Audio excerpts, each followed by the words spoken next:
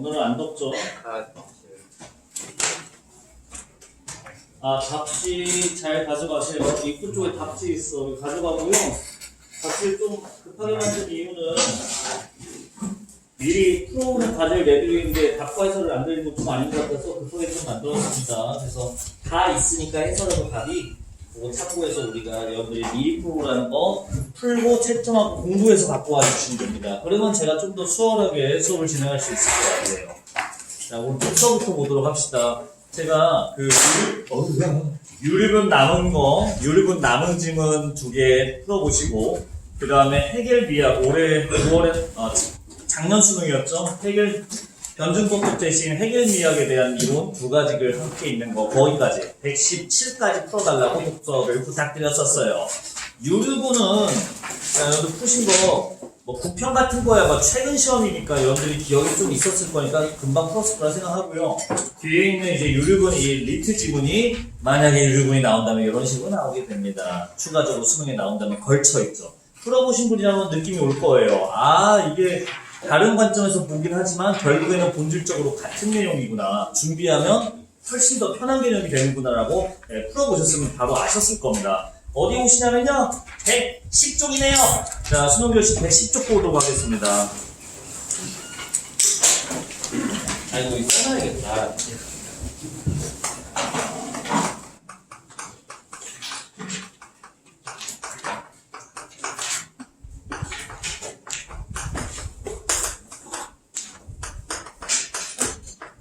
이거 챙기세요. 미리 풀고 이걸로 풀고 채점하고 갖고 오셔야 됩니다.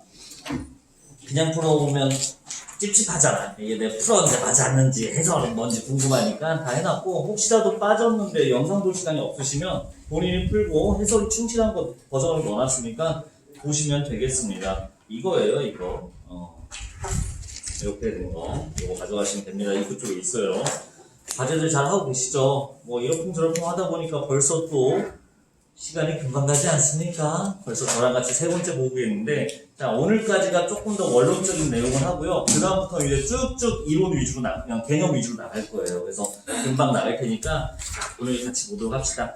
쪽 보고 계시죠? 이거 지문 설명은 저번에 하려다가 여러분들이 풀어오신 분이 거의 없어갖고 그냥 A하고 좀 풀어오세요 하고 이제 넘어갔었는데, 자, 올해는 법 나오잖아요. 법은 저번에 말씀드렸던 거 기억나세요? 뭘 잘 봐야 되냐면 조건을 봐야 돼요. 조건이에요. 우리가 과학기술은 과정, 단계를 주목해서 본다면 이 법률 지문은 과정, 단계가 아니라 어떤 조건에 의해서 발동하는가, 그 조건을 충족시킨 보기에서의 예를 볼 수 있는가 없는가, 거기서 발립니다. 법률 지문인데 난도가 높다, 오답률이 높다, 그러면 조건이 많은 지문인 거예요. 그리고 이 지문이 대표적입니다. 이번에 구평, 저번 주죠? 여러분들 3주 됐구나. 이 지문 같은 경우는 저번 달 맞네. 조건이 굉장히 많아요. 조건을 나타내는 말은, 조건을 나타내는 어휘라고 해야 되나? 어미 같은 것들이 정해져 있는데, 대표적으로 면입니다, 면. 뭐뭐 하면, 뭐뭐면. 계속 이런 식으로 나오는데, 이거 제가 얼핏 세봤는데, 한 8번인가 나와요. 면이라는 말이. 얼핏 봤을 때 더 있을 거예요, 아마. 자, 근데 그 조건에서만 나왔다는 거. 모든 문제가. 그래서 조건을 결국에는 잘 봐야 됩니다. 이 문제가 시사하는 거. 올해 법률지문 내겠다는, 그건 사실 대부분 알고 있고요. 법률지문 나왔을 때 조건부를 따질 수 있는가. 그걸 내겠다고 아예 대놓고 외치고 있는 문제라 보시면 돼요. 그게 보이면 돼요. 제가 조금 도와드릴게요. 자, 지문 분석 안 할게. 다 풀어오셨고, 이거 세부 내용부터 안 볼게. 해설 드렸으니까 그거 보시고 본인이 해봐. 여기 1문단에 보시면요, 110쪽 1문단에 보시면 5번째 줄 볼게요. 자, 무상 처분자가 사망하면 상속 개시. 이런 것들이 다 조건들이에요. 아주 사소하지만 시작부터 조건을 시작합니다. 이런 게 선지에 나오나요? 다 하나도 빠짐없이 다 들어있어요. 선지에 이 조건들이.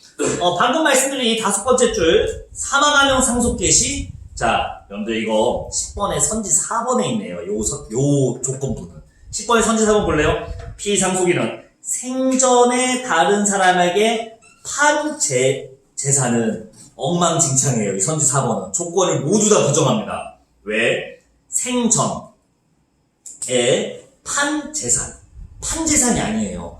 무상처분한 거라는 조건이 이미 붙어 있었어요. 약간 팔았다는 건 거래고 그거에 대한 보상을 받은 거기 때문에 무상처분이 아니라고 충분히 개념에서 확인할 수 있을 거예요. 그래서 3호는 안 되고요. 자, 이거는 이 앞에 연계가 강하게 돼 있다는 게 뭐냐면 이 문단 보시면 됩니다. 잠깐만. 이 문단 보시면요. 첫 줄 볼게요. 이 문단 첫 줄.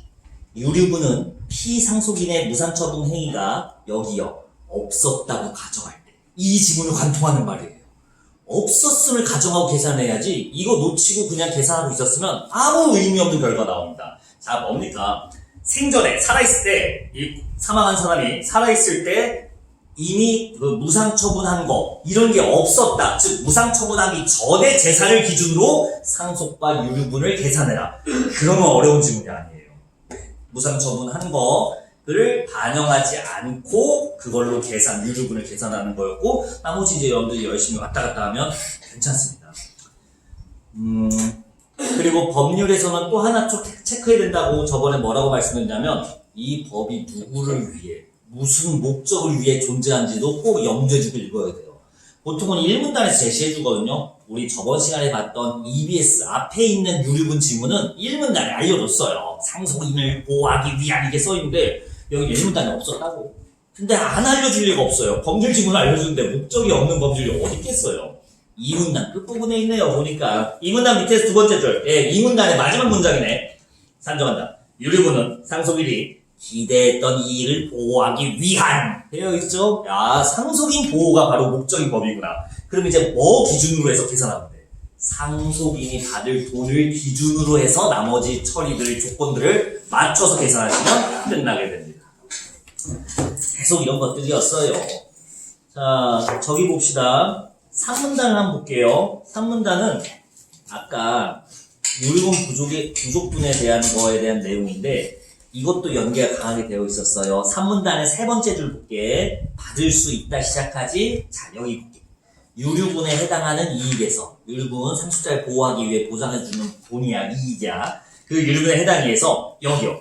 이미 상속받은 이익을 뺀 값인 유류분 부족액이라고 되어 있어요. 이 유류분 부족액이 사실상 이 지문의 핵심 주제였어요. 개념을 물어보는데요.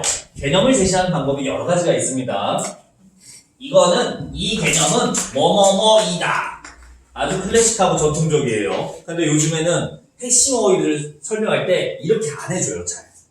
오히려 뭐뭐뭐뭐한 이거 이 식이 더 많습니다. 그래서 개념 소개하는 거는 똑같아요. 똑같은 말인데 이렇게 소개되는 말에 핵심어가 있을 확률이 높으니까 이걸 더 염두해서 이 구조를 좀 더 염두해서 보셔야 돼요. 네, 이번 유류분 부족액이라는 개념 설명도 이 패턴이죠. 뭐에서 뭐를 뺀 유류분 부족액이라고 되어 있어요. 근데 유류분이 뭐였어요? 내가 상속자가 보호받을 이익, 내가 받을 돈. 근데 거기서 이미 받은 걸 뺀 값이라고 유류분 부족에 대한 답이 정해져 있었습니다. 이 말을 이해했다면 이게 핵심 어휘라는 증거가 뭐냐면 꼭 사실 확인 문제에서 답이거나 결정적인 오류로 나오는데 이 문제는 그냥 답으로 나왔어요. 10번의 선지 2번 볼까요? 유류 불권이 보장되는 권익은 유류분 부족에게 일부에 한정된다. 이것도 잠깐만. 엉망진창이 말이죠. 여러분들 아까 4번에 내가 엉망진창을 했는데 서술을 읽어보니까 선지 4번에 될 수 없다. 그러니까 맞는 얘기였죠. 저런 조건은 안 된다는 얘기였으니까 4번은 맞는 얘기였고 선지 2번 보면 유류분 부족에 일부 한정한다? 아니요. 보호받을 거는 유류분이고요. 근데 유류분 부족액은 이 받을 거에서 이미 받은 거 뺀 값, 즉 더 받아야 하는 것이라고 정의해 주시면 이 2번이 엉망진창인 말이 보이실 겁니다. 그냥 그래서 답이 2번 핵심 개념어에 대한 이해를 정의를 묻는 문제였습니다. 그냥 이 구조가 그냥 그대로 나왔다고 보시면 되세요. 이렇게 해주시면 됩니다. 그리고 이 말은 자, 두 가지랑 결합하게 됩니다. 1문단에서 무상 처분하기 전의 재산 범위가 나왔죠. 무상 처분하기 전. 무상 처분 전. 두 번째, 유류분 부족액은 이미 받은 거에서, 유류분. 내가 보호받을 돈에서 상속액의 직계자손 2분의 1 조건 나와있죠. 유류분에서 이미 받은 것, 이미 받은 이익. 이게 유류분 부족액이래요. 이 두 가지가 범위를 설정해 준다고 보시면 되겠습니다. 여기서 계산하라는 거예요. 무상처분 전 돈으로 유류 부족액을 계산해 보거라. 이 두 가지 조건으로 뒤에 있는 계산 문제를 풀었을 써야 되겠어요. 내가 조금만 조건부만 좀만 더 볼게요. 자, 3문단을 계속 보는데요. 잘 따라와 봐요. 내가 이거는 이제 원문이라서 내가 문단을 못 나눴어. 3문단의 위에서 여섯 번째 줄 볼게요. 반환되는 것은 아니다. 반환되는 것은 아니다. 계속 읽어볼게요. 여기서부터 만약 이거 조건 말하겠다는 거잖아. 뭐 대놓고 만약 무상 처분된 재산이 돈이 아니라 물건이나 주식처럼 돈 이외의 재산이라면 와 너무 대놓고 조건을 그냥 깔고 있지 않습니까? 역시나 나올 수밖에 없어요. 이런 문장들. 자 어쨌든 돈이 아니라 물건 주식 돈이 아닌 재산이라면 어떻게 하는지 볼까요? 결과를 가볼게요. 처분된 재산 자체가 반환되는 것이 원칙. 원칙이 있다는 건 뭐가 있어요? 예외가 있다는 거죠. 그래서 이거를 법률에서는 조건부 예외라고 합니다. 예외가 없으면 원칙이란 말을 안 써요. 다시 원칙이라는 법률 용어가 나온다? 무조건 뭘 머릿속에 염두에 둔 거예요? 그러면 어떤 조건에 따른 예외가 존재하는 건데 어차피 이거 나오거든요. 그래서 원칙 나온다? 조건부 예외가 분명히 있을 것이다 한번 읽으시면 돼요. 일단은 원칙을 알려줬어요. 물건을 반환하는 게 원칙. 돈이 아니면 물건이 지금 상속받을 돈이라면 그 물건 자체를 반환하는 게 원칙.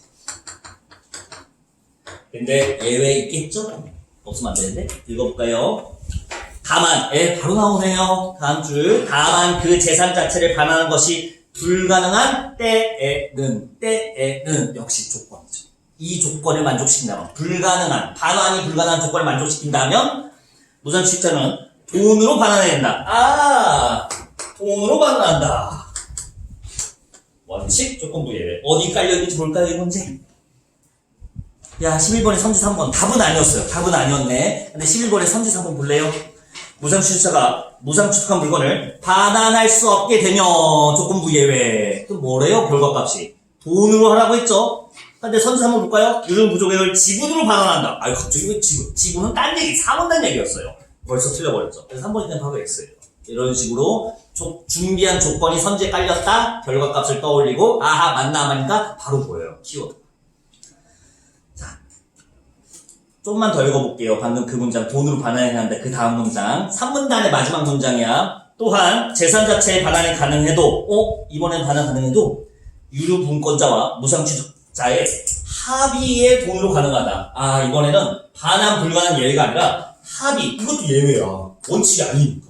합의라는 예외도 추가해줬어요. 이것도 역시 돈으로 반환하는 게 가능하대요. 돈으로 가능한 조건이 두 개였구나. 예외가 두 개였구나. 원칙은 물건 자체를 반환하는 거. 됐죠? 그래서 조건에 따른 예외. 여기 선지 하나 있었고, 나머지 선지도 하나 더 있었을 거예요. 그 다음, 하나, 둘, 셋. 4문단 볼게요, 4문단. 시작부터 조건이야. 잠깐, 이 지문은, 법지문은 어쩔 수 없어. 난도를 높이기 위해서는 조건을 계속 가는 거야. 계속 가. 4문단 첫 줄 볼래요? 보이나? 무상 처분된 재산이 물건이라면 자, 잘 하셔야 돼요. 상속받을 재산을 말하는 게 아니에요. 무상 처분한 재산이 물건이라면이라고 다른 조건이에요. 그러니까 문단도 다르잖아. 다른 얘기야. 이때는 유류분 반환은 어떤 형태로 이루어질까? 자, 그리고 또 계속 조건입니다. 각계 무상취득자가 발행할 유류 부족액이 무상처분의 물건 가치보다 여기 적다면 됐을까요? 물건 가격이 더 높은 거야. 내가 더 받아야 할 유류분 부족액이 물건 가치보다 작다면, 그러니까 내가 원칙상 반환받아야 될 물건이 가치가 내가 더 받아야 될 것보다 더 큰 가치를 갖고 있어. 그러니까 이걸 다 받을 수가 없지. 이런 상태에서는 상당한 금액에서 무상취득으로서 반환받을 수 있대요. 그래서 이때는 지분으로 받는데요. 됐을까요? 3, 4문단 돈으로 반환받는다와 지분으로 반환받는다 조건이 엄연히 달라요. 근데 멘트가 비슷해서 왠지 헷갈리게끔 해놓은 선지였던 거야. 자, 11번의 선지 4번 볼게요. 방금 그 파트 문제인 것 같아요. 유류분권자가 11번의 선지 4번 유류분권자가 유류분 부족액을 물건 대신 돈으로 반환하고 요구하더라도 무상 취득한 물건으로 반환할 수 있다. 네, 원칙이니까. 원칙대로 하는 게 당연히 가능하죠. 당연히 원칙대로 하는 거 가능하다. 답이 그래서 4번이 설정되어 있습니다. 됐지? 자, 12번은요, 기억의 이유예요. 법에서 꼭 나오는 거. 목적. 기억 밑줄 보실래요? 마지막 문장 있네요. 요령은 취지. 너무 대놓고 나오지 않았어? 요령은 왜 하는 거야? 상속이인을 보호하기 위해. 상속인의 이의를 보호하기 위해. 그 취지에 비추어 상속 개시 당시의 시가를 기준해야 된다. 상속 개시 기준으로 하라고요? 상속 개시 언제였죠? 아까 사소하게 넘어갔던 조건이었던 거예요. 1문단에 있었던 조건. 1문단에 아까 5번째 줄 체크해 놓으시지 않았어요? 무상 처분자가 사망하면 상속이 개시됐죠. 이 조건이 마지막 문단에서 한 번 더 써먹어야 돼요. 즉, 이 지문은 처음부터 끝까지 모든 조건부를 활용하게끔 짜여진 지문이에요. 단 하나의 조건도 빠지지 않고. 자, 됐을까요? 그래서 상속 개시를 기준으로 해야 된대요. 자, 이유는 뭐겠어요? 근데 맨 처음에 그게 이유가 뭐였어? 무상 처분 없다고 가정하고서 하자고 한 거 아니었어요? 이 문단 첫 줄에도 우리가 체크해놨잖아요. 무상 처분 이전의 상태를 기준으로 하기 때문에 상속 개시를 기준으로 한다. 네. 그래서 그 시가를 기준으로 한다 해서 그 답이 나와야 돼요. 그래서 12번의 답 2번 보신다면 그 말이 연결되는 거 확인되실 겁니다. 13번은 제가 많이 떠들 게 없어요. 왜? 똑같은 얘기 또 해야 돼요. 조건. 보기 좀 읽어볼게요. 마지막 문단 조건을 제가 놓치고 왔는데요. 방금 내가 지금 넘어가 버렸네. 기억 밑줄은 유류분 시가.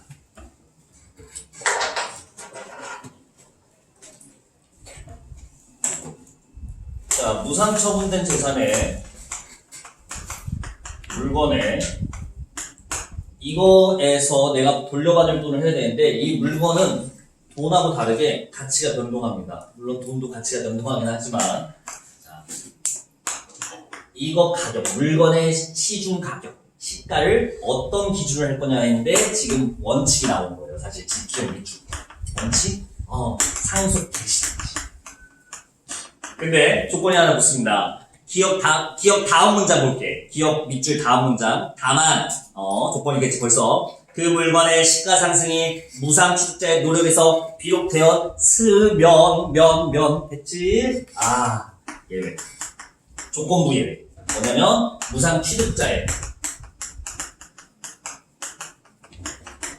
노력에 의한 거면 그때는 상속 개시 지점이 아니라 무상 취득 당시 이거를 받았던 당시 기준으로 한대요. 자, 이거를 그냥 이 조건부를 외우셔도 푸는데 아무 지장 없었고요. 이해해도 좋아요. 이게 무슨 말이야. 그걸 무상으로 받은 사람이 열심히 해서 이거 물건 가격을 올려놨으면 그러면 그간의 노력을 인정해준다는 거예요. 그러니까 뭘 기준으로 이 시가를 계산할 때 넘겨받았을 때 그때 오르기 전 가격을 기준으로 해서 이 유류분을 산정하자라는 얘기를 하고 있는 겁니다. 뭐 하기 위해서? 이거는 나와있진 않지만 무상 취득자의 노력을 보호해주기 위해서라고 숨겨져 있는 말이 있어요. 그것처럼 문제까지는 없었는데 뒤에 밑에 비슷한 문제가 있죠. 요런 거. 그래서 이렇게 역시 원칙, 조건부 예외 되어 있다. 이게 마지막 문제 푸는데 그 조건이었어요. 13번 문제 가볍게 볼게요.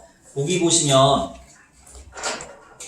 법률집은 어차피 갑이 나올 수밖에 없어. 갑 아니면 을이요. 병도 나오고 가끔 바쁠 때는 정도 나와. 여러분이 좋아하시는 최근 기출 중에 점유 계정 있지 않습니까? 소유 점유? 그건 뭐야. 뭐 선의 취득이니 점유 계정이니 하면서 갑이 을한테 물건을 줬는데 사실 지가 갖고 있고 조건이 계속 나오잖아요. 그래서 이런 갑을은 나올 수밖에 없고요. 사람들이 어떤 상태에 놓여져 있고 그러면 내가 지금 보고 있는 그 상황이 어떤 원칙과 예외가 적용되는지를 매칭해 준다면 생각보다 빨리 풀립니다. 요것도 그렇게 풀 수 있어요. 이게 막 오답률이 높다 뭐 하고 있는데 제가 봤을 때는 그 정도는 아니거든요. 그러니까 여러분들 친구들이 그렇게 공부들을 잘하는 친구들이 아니에요. 여러분들이 조금만 노력하면 돼요. 내가 봤을 때 이게 어렵다 하면 글쎄. 자, 물론 본인이 어려울 수도 있지만 가볼게요. 보기 보면요. 가의 재산이 A, B가 있어요. 이 아저씨가 A, B를 갖고 있는데 자, 갑은 을에게 A 물건을 무상으로 넘겨줬다.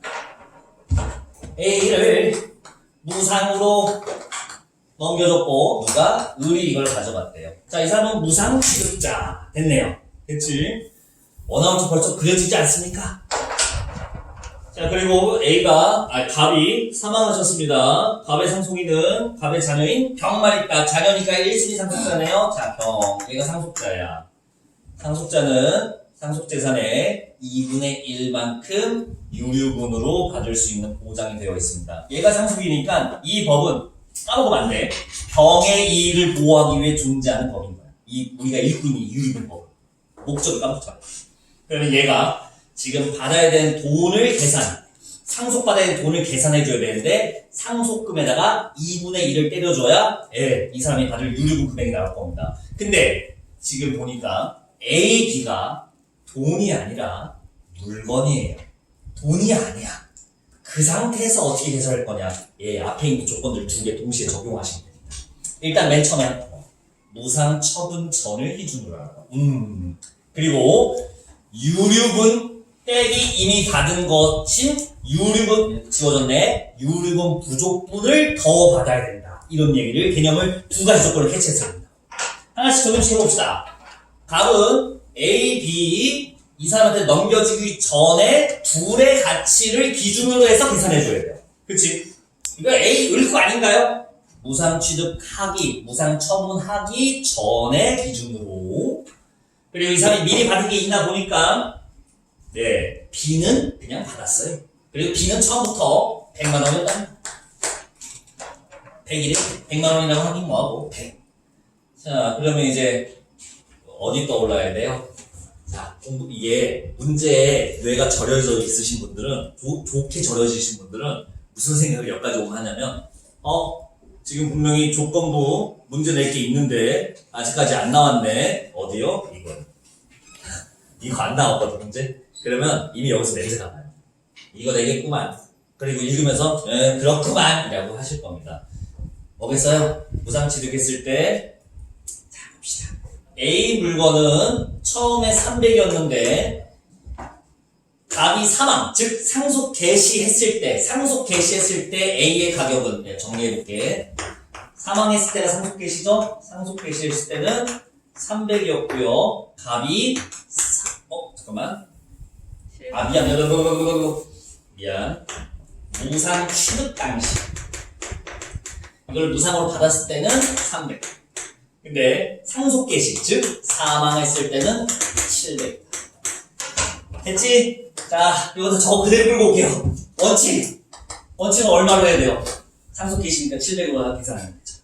근데 예외. 만약에 을이 노력해서 올려놓은 거면 그걸 보여주기 위해 무상취득 당시로 하라고 했었죠? 그럼 그때는 예외는 300으로 되는 거야. 뭘로 해? 아니, 다른 데서 봤대. 원칙은 사망했을 때니까 700. 예외는, 무상취득 기준으로 한다면 300. 이해를 하셔야 돼, 이해. 됐을까요? 저 원칙을 적용하면 답이 나와요. 4번 문제 보겠습니다. 조건이 있을 거예요. A 물건의 시가가 을의 노력으로 상승한 경우, 뭘로 하라는 겁니까? 예외를 적용하는 거죠. 그러면, 병이 받아야 될 재산은 무상 취득점 볼까요? B는 처음부터 100, A는 700이 아니라 300으로 계산해요. 그러면 얘가 받을 상속분은 400이고 유류분은 2분의 1 때리니까 202 얘가 병이 받아야 될 유류분이에요. 근데 유류분 부족에 또 계산해야겠지. 이미 받은 게 있지. B는 받았지. B는 100이야. 얘는 칩니다. 그러면 이 사람이 100 받았으니까 최종 유류분 부족액은 100이다. 됐을까요? 그러면 A 뭐라고 되어 있지? A 물건의 몇 분의 몇 지분인가? A 물건 지분 얼마입니까? 700이에요, 700. 근데 지금 내가 부족한 거는 100이에요. 얼만큼 여기서 지분을 받을 수 있는 거야? 7분의 1만큼 받을 수 있다. 그래서 4번 3분의 1이 틀려먹었다. 이렇게 된 지문이었습니다. 어렵지 않았어요. 조건부 예만 잘 떠올리시면 됩니다. 자, 물론 이렇게 그냥 보기만 하면 이제 괜찮은데 실제로 여러분들 시험장 갔을 때는 좀 당황할 수도 있어요. 그러면 법칙은 이제 우리가 준비해야 되잖아. 어차피 조건, 개념, 조건 이것만 생각해 사실. 자, 법률 용어 개념 그리고 어떤 조건 발동했을 때 바뀌는 법, 원칙, 예외, 원칙, 예외. 법이 그나마 편한 게 그거예요. 원칙과 예외라고 구분을 해줘요. 그리고 예외했을 때 조건. 그리고 복이 나왔을 때 우리 3점도 맞춰놓고 있잖아요. 복이 나왔을 때 어떤 상황인지 적용. 거기까지 하면 다 풀 수 있습니다. 컨트롤 B입니다. 112쪽. 풀어보라고 했는데 이번에는 풀어오셨겠죠? 질문 안 볼게요. 여러분들 이제 읽으시면 돼요. 여러분들이 이해할 수 있는 수준까지 왔어요. 이걸 끝냈다가. 오히려 더 쉬워. 이 힌트가 더 쉬웠어요. 제가 봤을 때. 가볍게 볼게요. 16번 보도록 하겠습니다. 4번 선지 볼게요. 우리 민법에 따르면 이 지문은요. 1804년 나폴레옹 민법전과 2006년 프랑스 민법전 그리고 우리 현행 민법 이렇게 구분되어 있습니다. 세 가지 유리법 관련된 지문입니다. 근데 16번의 선지 4번 보시면요. 자, 안 푸신 분들은 지금 가볍게 들으시고요. 해설 보시고 풀고 꼭 본인이 고르는 오답 같은 거 점검하셔야 돼요. 제가 다 모든 선지 다 안 해줄 거야. 그래서 본인 저는 선생님 3번 골랐는데요. 내가 너무 많이 고르는 함정은 내가 따로 설명할 텐데 그냥 기본적인 사실 확인은 이거 해설지 보고 해설지 만들어 드렸으니까 그거 보고 하시고 안 되면 개별지문 꼭 하세요. 선지 4번 볼게. 우리 민법에 따르면 직계비속 및 배우자가 유리분권을 주장할 수 있는 경우에는 형제자매도 유리분권을 주장할 수 있다. 재미난 거 알려드릴까요? 이 지문 아니고도 풀 수 있어요. EBS만 풀고 왔어도 이미 거기서 봤던 내용입니다. 예. 자, 조건 역시 조건이에요.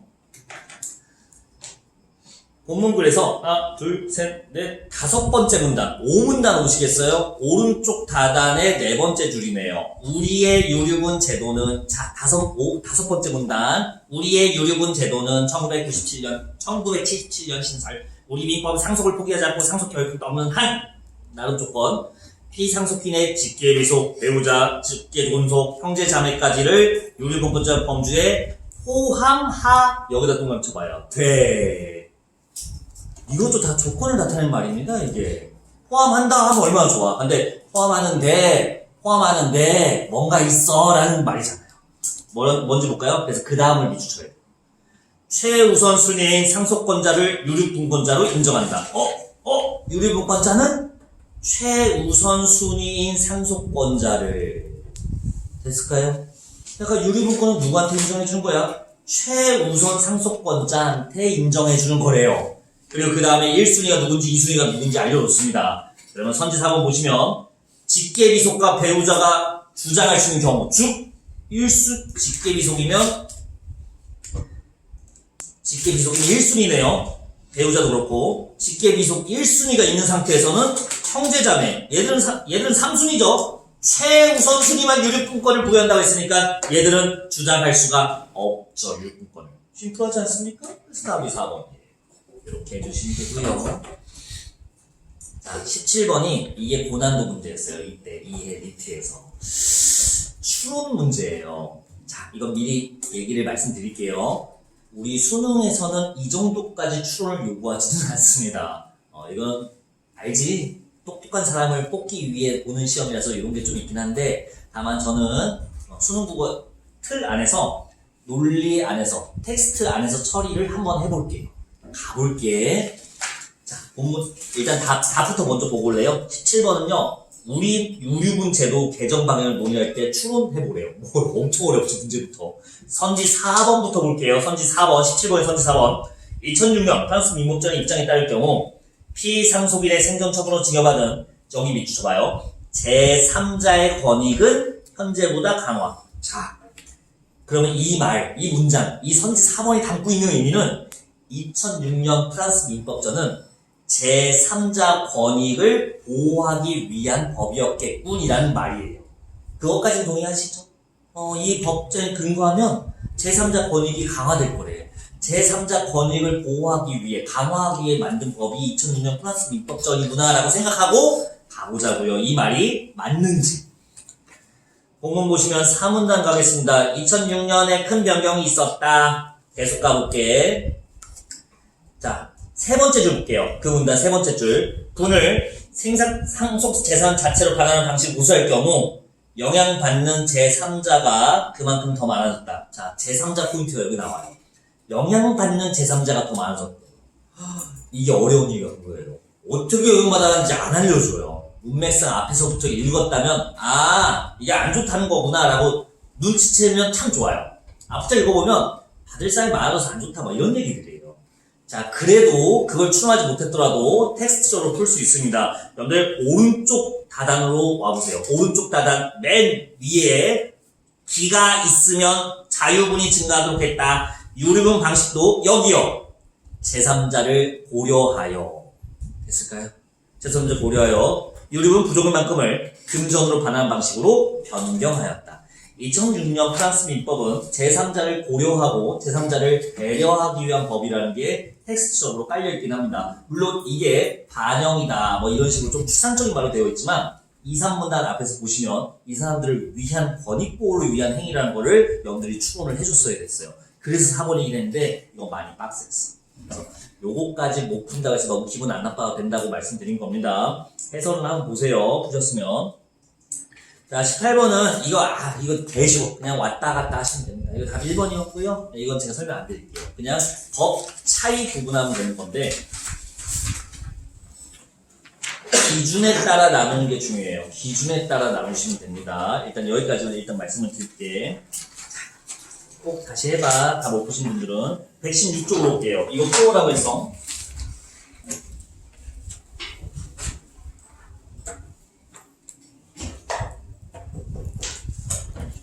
여기서부터는 이제 세 개가 모두 함께 있는 게 아니라 최근 기출도 나왔고 리트에도 있었던 그래서 우리가 유형을 훈련하기 좋은 글의 패턴을 훈련하기 좋은 겁니다. 여기는 소재 중심으로 설명 안 할 거야. 그러니까 해겔의 미학에 대한 이해를 높이자. 그건 의미 없어요.